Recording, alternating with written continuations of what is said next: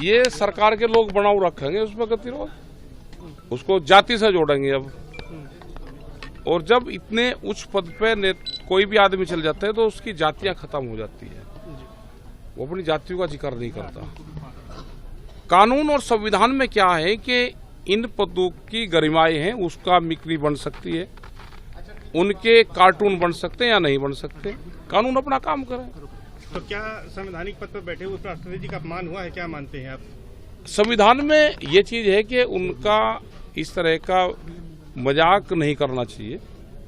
तो उपराष्ट्रपति जी का हो जाए तो सरकार काम करे उसमें, जिसने करा है, जो उसकी धाराएं हैं, उसके उपधाराएं हैं, उसमें जो केस बनता हो करे। अच्छा, 2024 में जो लोकसभा चुनाव होने जा रहा है, यूपी सबसे बड़ा सूबा है, कहा जाता है कि दिल्ली की सत्ता यूपी से होकर जाती है। तो ऐसे में 2024 में 22 जनवरी को जो राम जन्मभूमि में लोकार्पण होगा और वहां पर प्राण प्रतिष्ठा की जाएगी, इससे रास्ता साफ होगा, इससे विजय मिलेगी बीजेपी को?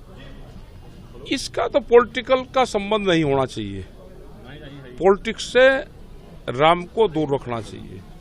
लेकिन इनका मुद्दा वही है, इनकी सीढ़ी वहां से ही जाती है पार्लियामेंट में, अयोध्या से घूम कर जा रही, फिर बनारस से जाएगी, फिर मथुरा से जाएगी, ये वहीं घुमाते रहेंगे। विपक्ष सुब्रत पाठक हैं, भाजपा के सांसद, उन्होंने कहा विपक्ष के नेता खासतौर पर अखिलेश यादव को नहीं बुलाना चाहिए क्योंकि 94 मुलायम सिंह यादव ने ही गोलियां चलाई थी। तो इसी तरह के विवादित बयान तो देंगे ये, जहां से वोट का फायदा होगा।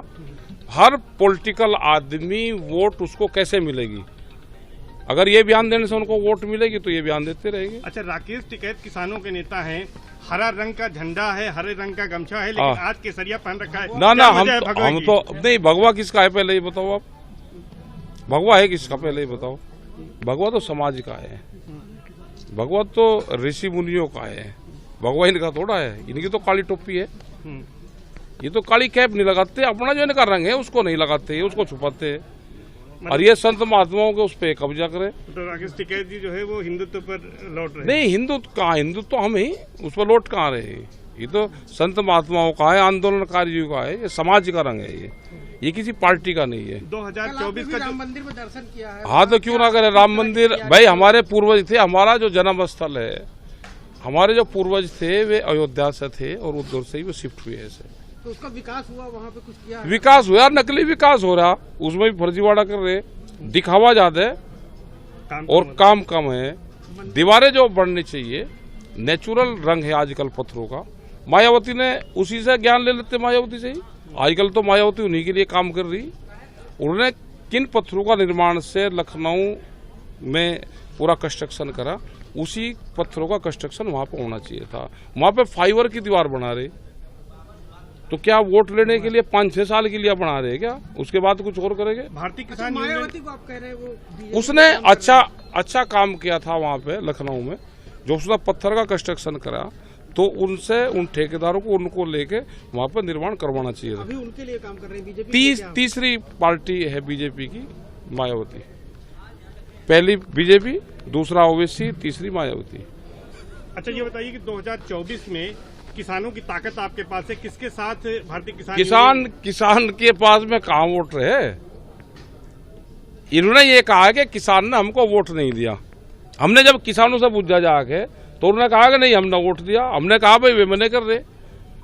फिर हमने कहा कि किसान के नाम पे दिया या हिंदू के नाम पे, हिंदू के नाम पे दिया, तो फिर किसान पे कहाँ वोट है। किसान का तो आंदोलन है, आंदोलन अगर ठीक रहेगा तो ये किसान बचेगा। 24 में किसान कहाँ जा रहा है? ये फर्जीवाड़ा करेंगे, ये सब इनके मंत्र है इनके पास में, उन मंत्रों को मारेंगे, ये झाड़ फूंक करके दूसरी पार्टी के लोगों को तोड़ेंगे, अपने में शामिल करेंगे, कुछ उन्हीं पार्टी में रह के इनके लिए काम करेंगे। अच्छा, चौधरी चरण सिंह की आज जो है उनकी जयंती है। हाँ, और योगी जी ने उस पर कार्यक्रम किया है, छुट्टी घोषित की है। वो तो पहले से नहीं, ऐसे नहीं है ना। चौधरी चरण सिंह जी जाट थे, वो किसानों के नेता थे, यादव भी उन्होंने मानते थे और सब लोग उनको मानते थे। किसानों के लिए, गांव के लिए, गरीब के लिए उन्होंने काम करा। और योगी जी ने छुट्टी नहीं करी, छुट्टी उनके प्रोग्राम पे पहले से होती आई है।